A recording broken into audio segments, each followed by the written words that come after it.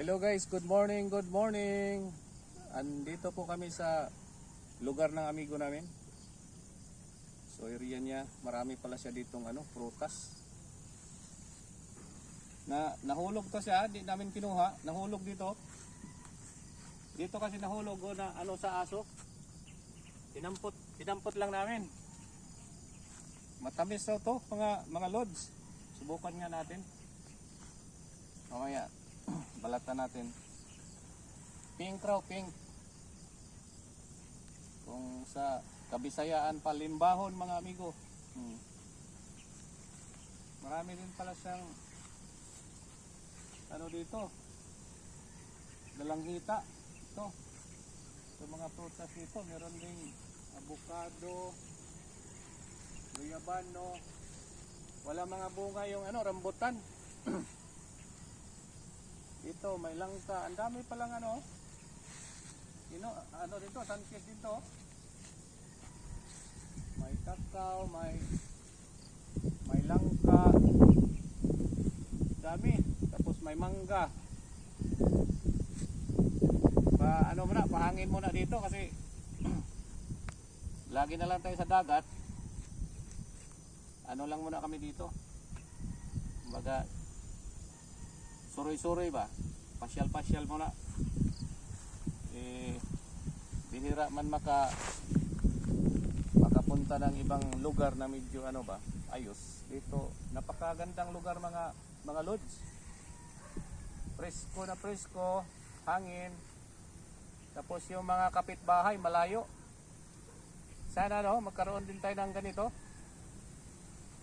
Hindi natin alam, baka makapulot tayo ng isang sakong gold. Makabili ng ganito, no?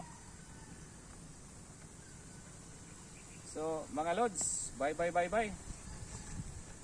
Thank you.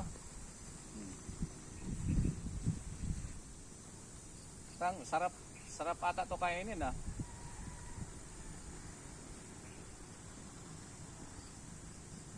Yung pinaka magandang lugar dito, ito na nakita.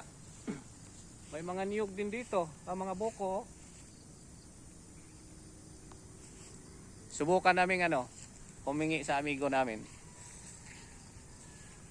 May pala kami. May dala na kaming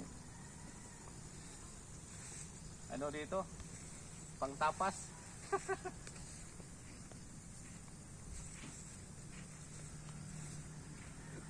Ay, sa mga lots pala. Rambutan pero wala nang bunga eh.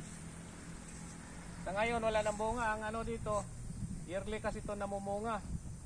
Sa September, November, dito may bunga pa to. Yan ang ng rambutan.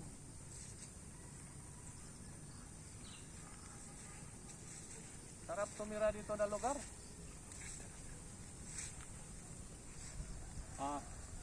Ito nga pala, mga to.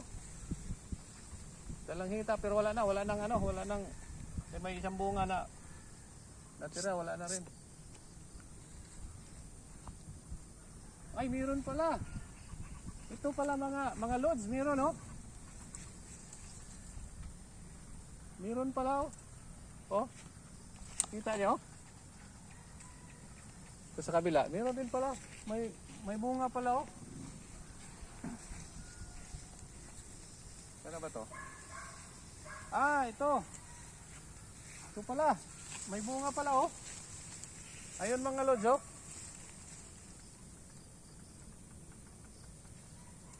Ito pa, pero di pa siya gaano marami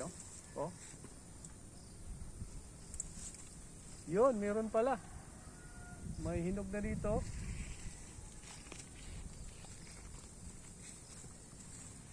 Ayun, may nahulog na. Nahulog Meron pala Subukan nga natin kainin. Hanap tayo baka may pa. Nahulog pa din Yun. So mga lods, kainin natin. Subukan natin parang Tingin ko ano matamis eh. Magandang variety to.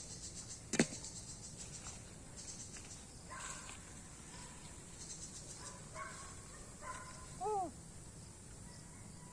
Mga lods. Punta muna kami doon sa sa ibabaw. So, ingat-ingat po. God bless. Maayong buntag sa mga kabisayaan dyan, sa mga followers na pala natin, oh. Pasensya na kayo, medyo matagal tayo nakagawa ng video kasi puro walang limited yung load namin sa barko. Ngayon lang naka dito kasi may pinapagawa ako dito sa amigo namin.